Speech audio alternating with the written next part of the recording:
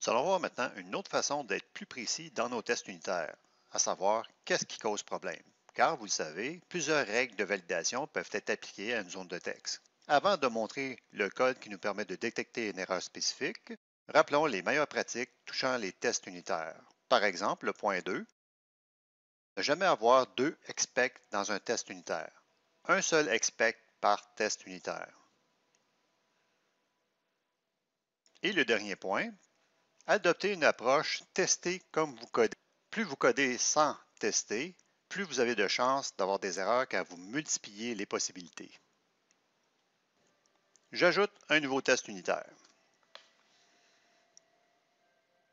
Il me permet de vérifier qu'avec 2 caractères, ma zone est invalide. En fait, je m'attends à avoir une longueur minimum de 5 caractères. Ce nouveau test unitaire me permet d'identifier spécifiquement le genre d'erreur qui est survenu. Dans mes tests unitaires précédents, je faisais simplement vérifier si la zone était valide. Maintenant, je veux savoir quel type d'erreur spécifique est arrivé. J'initialise d'abord une variable erreur de type objet. J'affecte la zone avec ma zone de texte. J'indique 2 caractères dans la zone de texte. Et avec la propriété erreur, je détermine une liste d'erreurs possibles. S'il n'y a aucune erreur, avec le OU, erreur devient un objet vide. Et avec expect, je vérifie que dans l'objet erreur, l'élément min-length est présent. Et le test que je viens de faire est présentement rouge. Expect undefined to be truthy. Mon objet erreur est indéfini. Je fais afficher les outils développeurs avec F12. Je vais dans Contexte, Webpack, dans mon classeur, dans les sources, SRC, dans APP, dans Produits. Je vais un peu vers la droite. Je m'en vais dans les tests unitaires de produits, double-clic. Et je vais déboguer le test.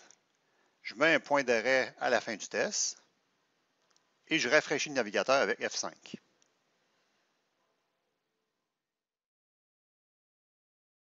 Je vérifie l'objet erreur et l'élément min-length s'y trouve. Si j'examine correctement son écriture, tout est en minuscule, alors que moi, dans mon test unitaire, j'ai mis le L majuscule. Je vais corriger l'erreur en enlevant le L majuscule et mettre un L minuscule.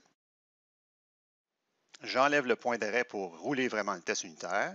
Je clique sur Résume dans le navigateur. Et le test est maintenant vert. Je mets un point sur mon test unitaire. Je fais F5. J'examine toujours l'objet erreur. Et vous pouvez, dans le débogueur, examiner davantage des attributs de l'erreur.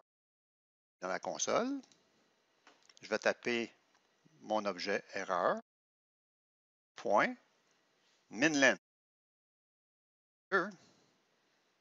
On voit que ça contient un objet avec des propriétés. Je fais flèche du haut, point, et je peux aller chercher quelle était la longueur requise.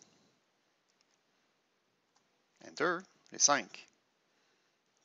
Ensuite, je peux faire flèche du haut et je peux voir quelle est la longueur actuelle. 2. Vous pouvez donc examiner, avec les outils développeurs, différentes propriétés